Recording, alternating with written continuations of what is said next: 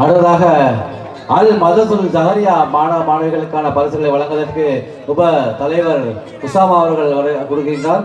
MF அனானி அல் மதசுல் ஜஹரியா மாணவ செல்வர்கள் டக்கன் வரவும் அவசரமாக. உசாமா கைகளால். பாத்திமா ரஸ்னா, பாத்திமா ரஷ்மா,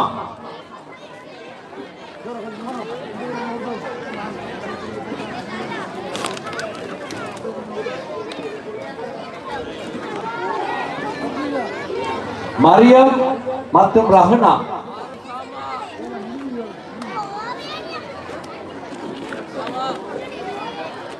ஜிக்ரா,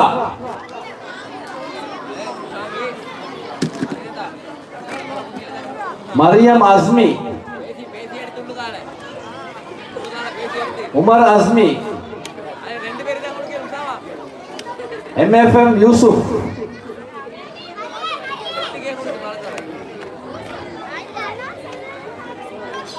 ஜைபா, யூசுப் நசருல்லா,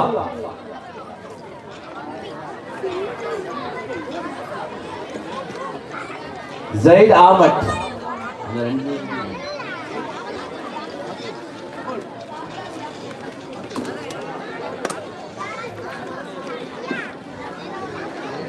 அடுத்ததாக விசேட பயான் நிகழ்ச்சி தொடர்ந்து மீதி பரிசுகளை வழங்க இருக்கின்றோம். இன்னும் 10-12 நிமிடத்தில் இன்ஷா அல்லாஹ் நிகழ்ச்சி முடிவடையும். நமது விசேட பயான் நிகழ்ச்சி அல் ரஹ்மானாபாத் வாலிபர் சங்கம் இஸ்லாமிய தீன நிகழ்ச்சியின் அஷேக் அல் ஹாஃபில் ஏசி இனாமுல் ஹசன் இனாமி அவர்களை அன்போடு அழைக்கிறோம். அன்னூர் அரபிக் காலேஜ் சிம்லஸ்கோட்டூர் குருநாகலையில் கல்வி கற்றுக் கொண்டிருக்கும் அஷேக் அல் ஹாஃபில் ஏசி இனாமுல் ஹசன் இனாமி மௌலவி அவர்களை அன்போடு அழைக்கின்றோம்.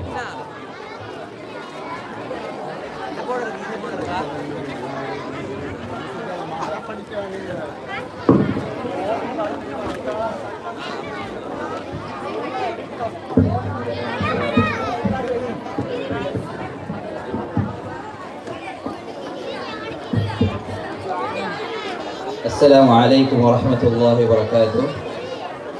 السلام عليكم ورحمة الله وبركاته.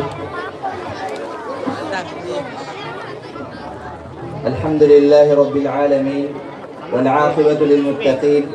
الصلاة والسلام على أشرف الأنبياء والمرسلين وعلى آله وصحبه أجمعين. அன்பார்ந்த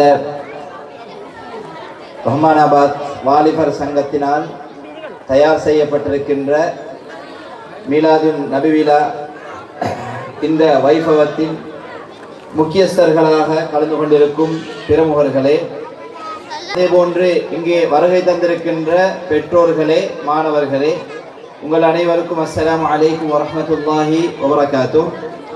குறுகிய நேரத்துக்குள்ளால் எங்களால் முடிந்த சில விடயங்களை சுருக்கமாக ஞாபகமூட்டிவிட்டு செல்லலாம் என்று நினைக்கிறேன்.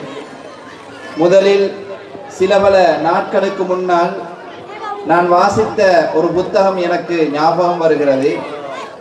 How to change your life, கைஃப துகையிர் ஹயாத்தக், உன்னுடைய வாழ்க்கையை நீ எப்படி மாற்றலாம் என்ற ஒரு தலைப்பின் கீழால் ஒரு ஆசிரியர் பேசுகிறார்.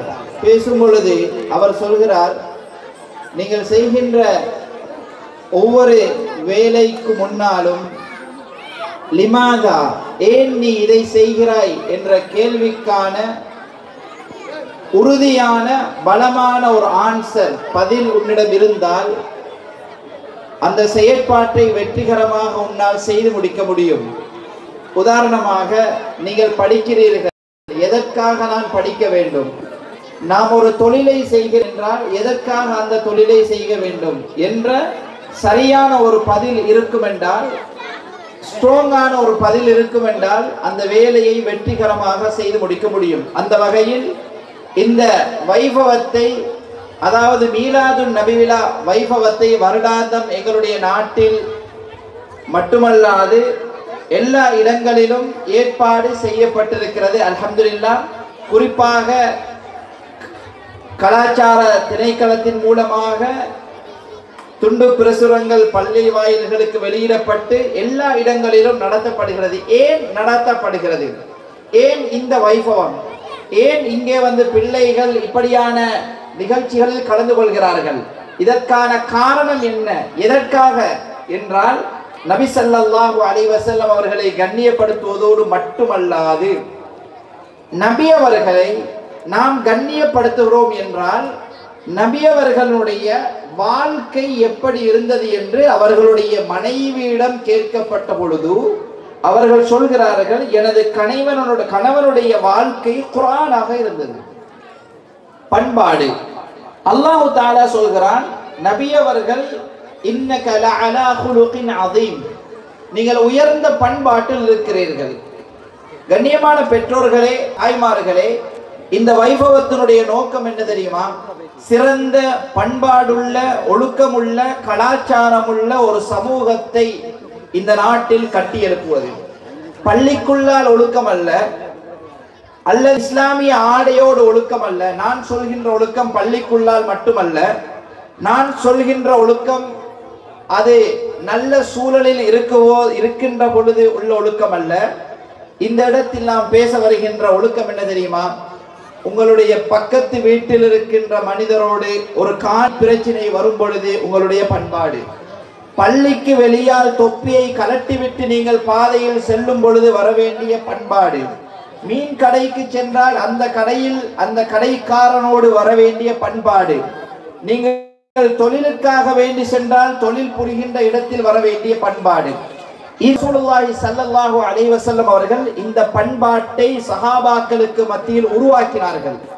இந்த நிகழ்ச்சிகளினுடைய பிரதான நோக்கம் என்ன தெரியுமா? ரசூல் ஸல்லல்லாஹு அலைஹி வஸல்லம் அவர்கள் பள்ளிக்கு உள்ளாலும் வெளியாலும், இஸ்லாமிய சூழல் இருக்கும் பொழுதும் இஸ்லாமிய சூழல் இல்லாத பொழுதும் எந்த பண்பாட்டோடு இருந்தார்களோ அந்த ஒழுக்க விழுமியத்தை எங்களுடைய சமூகத்தில் உருவாக்குவதுதான் நோக்கம். எனவே இப்படிப்பட்ட சமூகத்தை இரண்டு விதத்தில் ரசூலுல்லாஹ் கட்டி எழுப்பினார்கள். முதலாவது ஒழுக்கம் என்ற அந்த விடயம், இரண்டாவது கல்வி.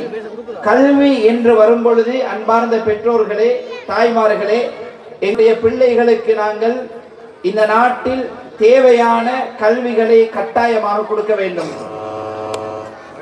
ஒருவரிடம் பணம் இருந்தால் அதை திருடலாம், ஆனால் கல்வி இருந்தால் யாராலும் திருட முடியாது.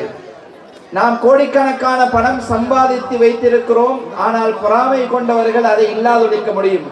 ஆனால் நாம் படித்த, தேடிய, நாம் நம்மை வளர்த்து கொண்ட இந்த கல்வியை யாராலும் திருட முடியாது. பிள்ளைகளை ஒழுக்கமுள்ள பிள்ளைகளாக நாம் வளர்க்க வேண்டும் என்றால் அவர்களுக்கு கொடுக்க வேண்டியது முதலாவது கல்வி, இறை வசனம் என்பதை ஒரு நாளும் நாம் மறந்துவிடக்கூடாது. ஏன் நான் இதை இந்த இடத்தில் ஞாபகம் ஊட்டுகிறேன் என்றால், நீங்கள் இறை வசனத்தை ஒருவர் மரணித்து 40வது நாள் மாத்திரம் ஓதுவதற்காக பயன்படுத்துகிறீர்கள் என்றால் மிகப்பெரிய ஒரு அநியாயம் செய்து கொண்டிருக்கிறோம். குர்ஆனை வெள்ளிக்கிழமை நாள் யாசீன் ஓதுவதற்காக மாத்திரம் பயன்படுத்துகிறீர்கள் என்றால் மிகப்பெரிய ஒரு அநியாயம் செய்து கொண்டிருக்கிறோம். கண்ணியமான பெற்றோர்களே, தாய்மார்களே, சுருக்கமாக சொல்லி முடிக்கிறேன். குர்ஆன் எங்களுக்கு தரப்பட்டிருக்கிறது எதற்காக தெரியுமா?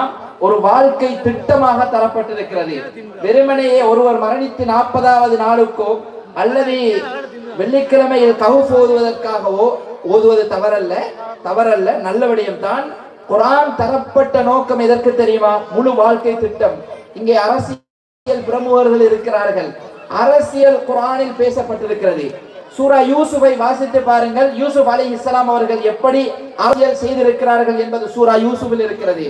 பொருளாதாரம் பற்றி குர்ஆன் பேசுகிறது, விஞ்ஞானம் பற்றி குர்ஆன் பேசுகிறது, கல்வி பற்றி குர்ஆன் பேசுகிறது, விவசாயம் பற்றி குர்ஆன் பேசுகிறது, ஒரு விஓ வேண்டும் என்று குர்ஆன் பேசுகிறது.